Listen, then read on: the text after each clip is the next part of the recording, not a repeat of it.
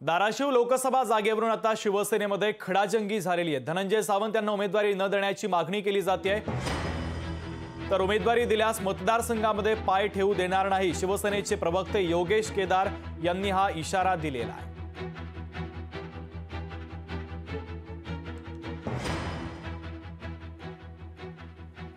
धाराशिव जिल्ह्याचे पालकमंत्री तानाजी सावंत म्हणाले की मला लोकसभेचं तिकीट नको, पण माझ्या पुतण्याला द्या। या गोष्टीचा आम्ही धाराशिवमधले शिवसेना असेल, मी शिवसेनेचा प्रवक्ता म्हणून तानाजीराव सावंतांच्या ह्या विधानाचा आम्ही तीव्र निषेध करतो। पक्षानं तुम्हाला इलेक्शन लढण्याची विनंती केलेली आहे। जर तुम्हाला पक्षादेश मानायचा नसेल तर इतर गोरगरीब माणसाला पुढे करा, पण तुम्ही तुमच्या स्वतःच्या पुतण्यालाच पुढे करताय, हे अत्यंत चुकीचं आहे। यातून कॅडरमध्ये मेसेज चुकीचा जाईल आणि तुम्हाला आता महाराष्ट्रामध्ये मुख्यमंत्री बनण्याची स्वप्न पडायला लागले। तुम्ही तर पुण्यामध्ये वाढदिवसाला भावी मुख्यमंत्री म्हणून पोस्टर लावून घेताय आणि मंत्री महोदयांना जर खरंच भावी मुख्यमंत्री व्हायचं असेल तर त्यांनी पक्ष वाढवावा, इतर समाजातल्या लोकांना आमदार खासदार करावं, समाजातल्या इतर पोरांना घेऊन।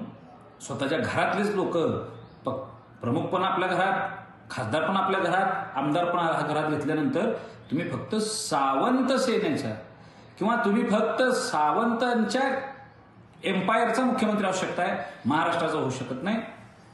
आणि म्हणून तानाजीराव सावंतांनी स्वतःच्या पुतण्याचं नाव वाढवणं बंद करावं। महाराष्ट्रामध्ये, मराठवाड्यामध्ये आणि त्यातल्या त्यात धाराशिव जिल्ह्यात उपऱ्या लोकांना मतदान होत नाही। तानाजीराव सावंतांना ह्या गोष्टीची जाणीव आता नक्कीच होणार आहे। महाराष्ट्रातला आमचा एक सगळ्यांचा असा एक पायंडा आहे किंवा आमची अशी एक समज आहे आता की तानाजीराव सावंत दुसऱ्या जिल्ह्यातनं आमच्या इथे व्यापारी म्हणून आले आणि इंग्रज नीती वापरून आता राज्यकर्ते बनायचं त्यांचं धोरण, हे आम्ही जिल्हावासीय मान्य करणार नाही। आणि कोणत्याही परिस्थितीमध्ये धनाजी सावंताचा विरोध आम्ही 100% करणार। धनंजयला आम्ही जिल्ह्यात पाय ठेवू देणार नाही। निवडून तर येऊ द्यायचे पुढचे विषय। तानाजी सावंतांनी लढले तर त्या बाबतीत आम्ही सकारात्मक नक्की विचार करू आणि पक्षाचा आदेश हा मानणारी माणसं आहे आणि ह्या गोष्टीसाठी जर वाटेल ती किंमत मोजायची वेळ आली तरी मोजू, पण आम्ही हा विरोध 100% करणार। तर शिवसेनेचे प्रवक्ते योगेश केदार यांचा हा इशारा देखील आपण ऐकलेला आहे। त्यामुळे आता सावंतांना उमेदवारी न देण्याची मागणी त्यांनी केलेली आहे। धाराशिव लोकसभाच्या जागेवरून शिवसेनेमध्ये आता खडाजंगी झाल्याचं पाहायला मिळत आहे।